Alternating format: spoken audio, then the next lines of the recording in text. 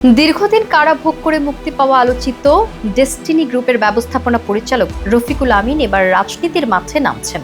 তার নেতৃত্বে আসছে নতুন রাজনৈতিক দল। নতুন এই দলের আহ্বায়ক হিসেবে থাকছেন তিনি এবং দলের সদস্য সচিব হিসেবে থাকছেন ভিপি নূরের গণ অধিকার পরিষদ থেকে সদ্য বিদায় নেয়া ফাতিমা তাসনিম। সম্প্রতি গণ অধিকার পরিষদের উচ্চতর পরিষদের সদস্য থেকে পদত্যাগ করেছেন ফাতিমা তাসনিম। তিনি তার ফেসবুকের এক পোস্টে পদত্যাগের তথ্যটি নিশ্চিত করেছেন। পদত্যাগের পর ফাতিমা তাসনিম গণমাধ্যমকে জানান, 17 এপ্রিল ঢাকার শেরাটন হোটেলে তিনি একটি নতুন দলের আত্মপ্রকাশ করতে যাচ্ছেন। এ সময় তিনি নারীর ক্ষমতায়ন এবং মানুষের ন্যায্য অধিকার নিশ্চিত করাকে তাদের দলের প্রত্যয় হিসেবে উল্লেখ করেন।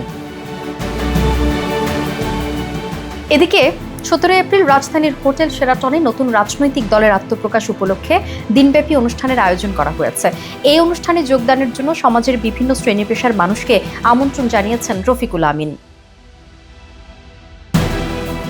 দলের এক শুভেচ্ছা বার্তায় বলা হয়, 52-এর ভাষা আন্দোলন, 71-এর মহান মুক্তিযুদ্ধ এবং জুলাই 24-এর ছাত্র জনতার অভ্যুত্থানের মাধ্যমে মহান শহীদের আত্মত্যাগের চেতনাকে ধারণ করে বৈষম্যহীন সমাজ ব্যবস্থা প্রতিষ্ঠিত করার লক্ষ্যে জন আকাঙ্ক্ষার প্রতি দায়বদ্ধতায় গণতান্ত্রিক ধারাকে এগিয়ে নিতে আমরা নতুন রাজনৈতিক দল গঠনের উদ্যোগ নিয়েছি।